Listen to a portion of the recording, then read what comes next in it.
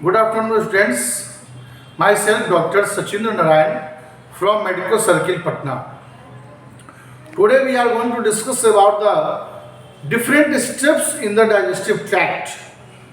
Alimentary canal और digestive tract में होने वाले डिफरेंट स्टेप्स के बारे में और डिफरेंट फेजेस के बारे में हम स्टडी करेंगे।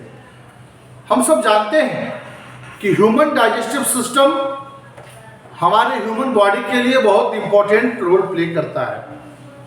अगर हम कहें तो इस सिस्टम के द्वारा ही हमारे पूरे बॉडी में न्यूट्रिएंट्स का सप्लाई होता है या हमारे बॉडी में एनर्जी बनता है। हम जो खाते हैं यानी कंपोनेंट्स ऑफ फूड, जिसे न्यूट्रिएंट्स भी कहते हैं, चाहे वो कार्बोहाइड्रेट हो, प्रोटीन हो, फैट हो, विटामिन्स हो, मिनरल्स हो, तो ये सारे जो कंपोनेंट्स ऑफ फूड हैं इसे हम न्यूट्रिएंट्स भी कहते हैं। और इन न्यूट्रिएंट्स की वजह से हमारे बॉडी में जब एनर्जी बनता है, जिससे हमारे बॉडी का प्रॉपर ग्रोथ होता है, उसे हम न्यूट्रिशन कहते हैं। स्टूडेंट्स, तो ये जानना बहुत जरूरी है कि न्यूट्रिएंट्स का यूज जब होता है तो न्यूट्रिशन होता है। तो nutrients are the component of food and nutrition is the process physiological phenomena in which the synthesis of energy in the body in the form of ATP, adenosine triphosphate के रूप में हमारे बॉडी में energy बनने की प्रक्रिया को nutrition कहते हैं, जिसको हिंदी में पोषण भी कहते हैं।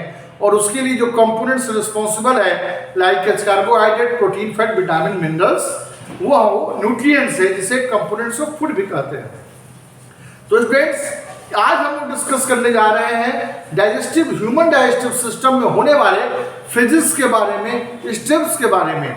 हम सब जानते हैं कि ह्यूमन डाइजेस्टिव ट्रैक्ट की लंबाई, ह्यूमन डाइजेस्टिव ट्रैक्ट यानी माउथ से एनस तक, ओरल कैविटी से एनस तक की लंबाई 30 फीट या लगभग 9 मीटर की होती है उसकी लंबाई। तो ये 9 मीटर जो है, ये 9 मीटर 30 फीट जो है, इसमें कौन कौन से फेजेस होते हैं, कौन कौन से स्टेप के द्वारा हमारे बॉडी में न्यूट्रिएंट्स मिलता है या न्यूट्रिशन मिलता है और जिससे हम एनर्जेटिक फील करते हैं, उसके बारे में हम स्टडी करने जा रहे हैं स्टूडेंट्स। तो आप देख रहे हैं कि ह्यूमन बॉडी में होने वाले ये 5 स्टेप्स हैं डाइजेस्टिव ट्रैक्ट में, जिसके द्वारा जब हम भोजन खाते हैं उसके बाद से लेकर के और अनडाइजेस्टेड फूड पार्टिकल्स हमारे एनस के द्वारा बाहर निकलते हैं, एनस के द्वारा उस वहाँ तक पूरे फेजेस के बारे में हम डिस्कशन करने जा रहे हैं। तो एक शॉर्ट वीडियो है जो कि आप ध्यान से सुनिएगा। पहला फेज है इंजेशन। पहला फेज है इंजेशन। इंजेशन में क्या होता है कि intake of food into the mouth, जब हम भोजन को, जब कोई फूड आइटम्स को हम माउथ में या ओरल कैविटी में लेते हैं, उस प्रक्रिया को इंजेशन कहते हैं। ठीक है, intake of food into the mouth. Second is digestion. Digestion एक ऐसी प्रक्रिया है जिसमें large food particle simple form में ब्रेक डाउन होता है। अगर सिंपली हम कहें तो break down of large food particles into simple form is known as digestion. जब डाइजेस्टिव जूसेस के द्वारा, डाइजेस्टिव जूसेज में मौजूद इंजाइम्स के द्वारा जब इंजाइमेटिक एक्शन होकर के large food particle simple form में ब्रेक डाउन होता है, उस प्रक्रिया को डाइजेशन कहते हैं।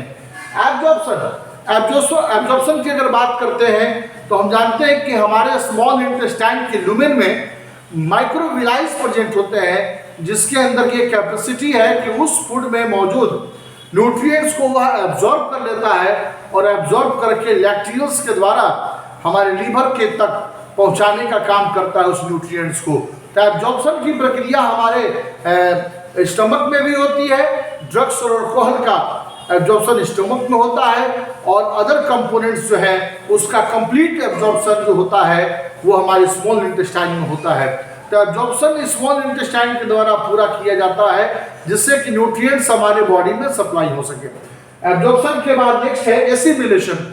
एसिमिलेशन में होता है कि जो एब्जॉर्ब न्यूट्रिएंट्स है, उस न्यूट्रिएंट्स का यूज करके हमारे बॉडी में एनर्जी बनने की प्रक्रिया, मेटाबॉलिज्म होकर के लीवर के द्वारा हमारे बॉडी में एनर्जी बनने की प्रक्रिया, जो हमने खाया उसको हमारे बॉडी में उसका यूटिलाइज होकर के हमारे सेल के द्वारा जो एनर्जी बनता है, ग्लूकोज और ऑक्सीजन मिलकर के हमारे बॉडी में एनर्जी बनाने का काम करता है, उस प्रक्रिया को हम एसिमिलेशन कहते हैं। और लास्ट है स्टूडेंट्स इजेशन, जो कि अनडाइजेस्टेड फूड पार्टिकल्स हमारे एनस के द्वारा बाहर निकल जाता है, उस प्रक्रिया को इजेशन कहते हैं। तो ये पूरे डाइजेस्टिव ट्रैक्ट में होने वाले ये 5 फेजेस हैं जो कि बहुत इंपॉर्टेंट है। पहला इजेशन, दूसरा डाइजेशन, तीसरा एब्जॉर्प्शन, चौथा एसिमिलेशन और पांचवा इजेशन। स्टूडेंट्स फिर इसके बाद हम नेक्स्ट सेशन में आपसे डिस्कशन करेंगे। Thank you so much for the patience hearing. Thank you.